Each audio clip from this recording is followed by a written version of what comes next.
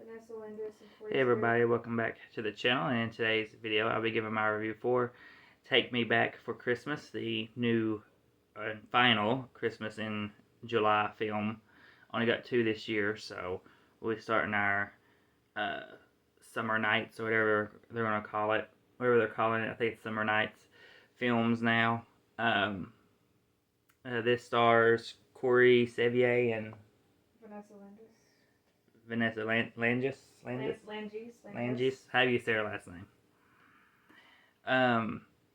This one I was somewhat excited for. I thought the preview looked good. Looked like it could be funny. And I hadn't seen one directed by Corey Sevier yet. So I was interested in seeing how he would do in the directorial role. And this movie was pretty much a disappointment. So this is your classic story of girl wishes she was basically have a different life. She wakes up to have a different life, and but as we all know, she ends up, as always in these stories, she ends up back in her regular timeline, if you will, her regular life by the end of the movie. So Corey and I was trying to put Jessica and Corey together. Corey and Jessica are married, and they're having some financial issues, and Corey's character is wanting to is trying to get, he likes to cook, so he's trying to get certain things down right with his cooking, and I think if I remember correctly, he wants to try to move to New York, I think, and she don't want to, they don't have the money for it all. So her car stalls out at work after a long, frustrating day at work, and she just wishes for a different life, and she wakes up to this whole new life where she's running this company with this guy that she's, I guess, friends with. She's no longer with Corey's character, and she's just trying to figure things out as she goes. There is sort of like a guide character that's supposed to be there to help her. It's this elf that works at the store she was working at before the whole role switch, life switch. But start with the negative. It wasn't that funny, honestly. They based a lot of the comedy on the fact that, I'm not from this timeline type deal. And it worked for a little bit, but it just kind of wore down its welcome, and I just I started not to find it very funny. I felt the mentor guide character of the elf, I thought she was kind of almost near pointless. She didn't really do a whole lot. You could have gave her a lot more to do. She was just kind of there. She didn't really guide her much. Every time she'd ask questions about something, she would just tell her basically like she'd have to figure it out and ask the person themselves and stuff like that. She didn't even tell her, that it wasn't permanent to the end. She didn't say like something specific she had to do, something she had to learn, really. She didn't really do anything. She just was kind of there. It's like they just needed that character because it's a common character, so they gave us that, but it didn't make sense to the story, in my opinion. She didn't really do her job well. And the whole life switch thing, well, before I get to that, the one small minor detail was her friend that works at the job with her, she's supposed to be pregnant. I thought her stomach looked pretty bad. Sometimes. Sometimes you couldn't tell it was fake. Other times I feel like you could. It doesn't look right. Like the pregnancy belly. Yeah.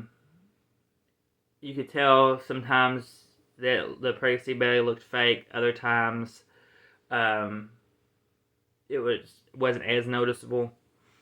But back to the storyline that she gets thrown into. I didn't really understand how we got the story we did that her life turned to, because there was no real setup, in my opinion, for them to be not together. I think it was a very big stretch. I mean, yeah, they had a little bit of an argument, but to go as far as having them not be together, I thought that was a stretch, in my opinion. The whole job aspect, where now she's running this big $1 million company, even though it's fixing to have to lay people off if they don't make a good decision with an idea to bring their company back to life. I didn't really understand that, before she did life jump, we'll call it. She was trying to be a manager, trying to basically take over her boss's spot and run this little tiny company that's basically just a Christmas shop almost, in a way. It's just a little bitty tiny gift wrapping area shop Christmas thing. And when it switches over, they put her in this big, huge $1 million company. And I'm just like, it just didn't make sense. It didn't. To me, I would have put her in the position she wanted as being the boss at that place, and not of a $1 million company. The ideas that could have worked. I just think they weren't set up very well. I just don't think the story was written properly. They had some good ideas. They had the gist of the idea there. It's just, it wasn't executed properly, in my opinion. This one was a big letdown. It will, in all categories. I will say you get the Christmas feel. That's one good thing about this one. You get the Christmas vibe from it. There is good chemistry between our two leads. Good acting all around, pretty much from everybody. It's just, I wish the story made more sense and fit better. And, I wish it was funnier. You don't have to lean so heavy on the I'm not from here comedy. You could have gave us more other comedy besides that. Unfortunately, they just didn't. Overall, though, can you look up to what I gave it? I can't remember. I know it was low. I want to say it's like a 1.5.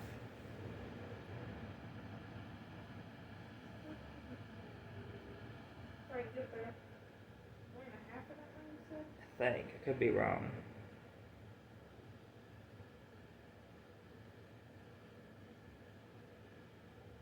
You gave it?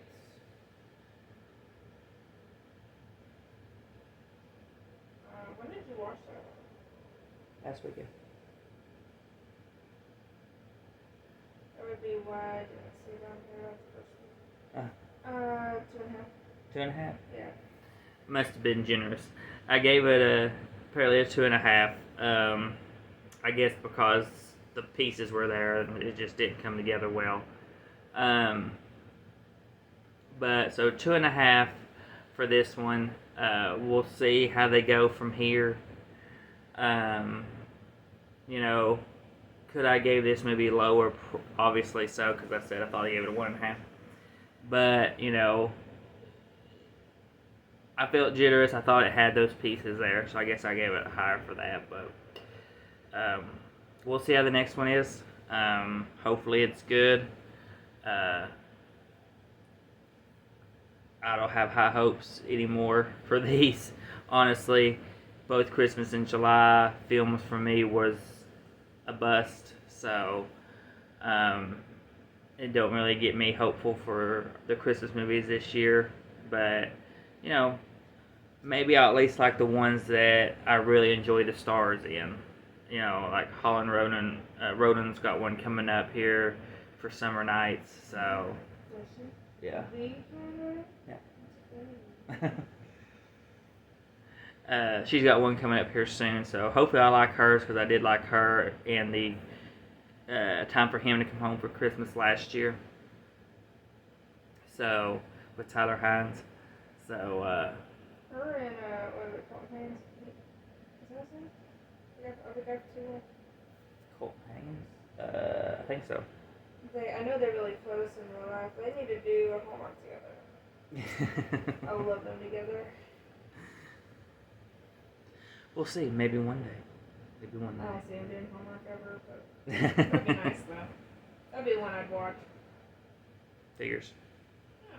Yeah. It stars you know, and like, kind of like how it's turning out to be for me. I'm only liking the ones that I really love the stars in. So, unless it's Alexis from this year, earlier this year, and Rhiannon's from that. Not a picture of her, but the other one she did. When Love Blooms or something, Blossoms or something. I don't know. I didn't care. I didn't love that one, but anyways, we're kind of rambling on now. So that is it for this video. So please comment, like, subscribe, hit the bell to be notified for videos. So I'll see you all next one.